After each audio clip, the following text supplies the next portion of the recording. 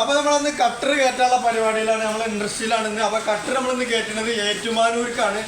ഏറ്റുമാനൂർ ഒരു മില്ലിലേക്കാണ് ഈ കട്ടർ കൊണ്ടുവന്നത്.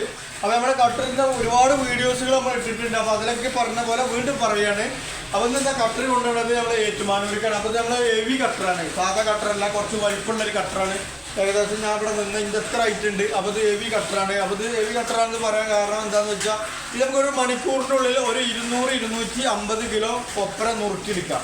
നമുക്കിതിൽ കൊപ്ര ഇട്ടിട്ടുണ്ടെങ്കിൽ എത്ര സ്പീഡിലും പടച്ചുവിടാം, ഹൈ സ്പീഡിൽ നമുക്ക് തള്ളിവിടാം, ഒരു പ്രശ്നവുമില്ല. നമുക്ക് പാർട്ടിക്ക് മോട്ടർ വേണമെന്ന് പറഞ്ഞ് നമ്മളൊരു 1.5 HP മോട്ടർ വെച്ച് കൊടുത്തിട്ടുണ്ട്. ക്രോംപ്ടൻ്റെ മോട്ടറാണ് പിന്നെ വെച്ച് കൊടുത്തിട്ടുള്ളത്.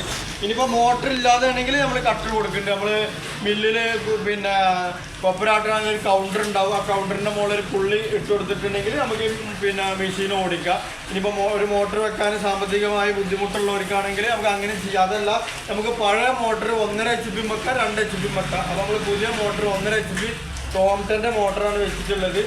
അപ്പോൾ ഇത് ഏറ്റുമാനൂർക്കാണ് കൊണ്ടുപോകുന്നത്. നമ്മളെ കൊപ്പറും കാര്യങ്ങളൊക്കെ ഇട്ടിട്ടുണ്ടെങ്കിൽ നമ്മളിവിടെ ഇതിൽ ഒരു ഡോർ ഉണ്ടാവും. ആ ഡോറ് തുറന്നിട്ട് നമുക്ക് എത്ര സ്പീഡിൽ മണി തള്ളാം.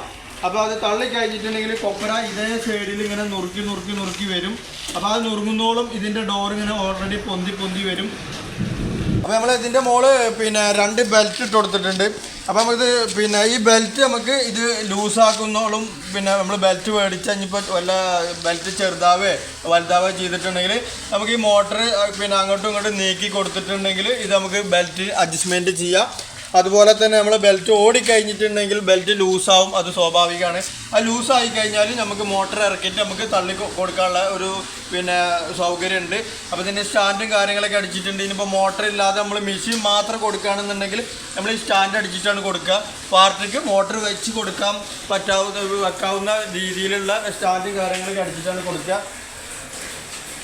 പിന്നെ നമ്മൾ ഈ ഡോർ എന്ന് പറഞ്ഞിട്ടുണ്ടെങ്കിൽ ഇതിൻ്റെ ഉള്ളിൽ ഒരു ചീർപ്പാണ്. നമ്മൾ കൊപ്പര ഇട്ട് കഴിഞ്ഞിട്ടുണ്ടെങ്കിൽ ഈ ചീർപ്പ് ഇങ്ങോട്ട് വലിച്ചു വെച്ചിട്ടുണ്ടെങ്കിൽ നമുക്ക് കൊപ്പരയും കാര്യങ്ങളൊക്കെ നമുക്ക് എത്ര ഹൈ സ്പീഡ് വേണമെങ്കിലും നമുക്കിത് തള്ളി വിടാം.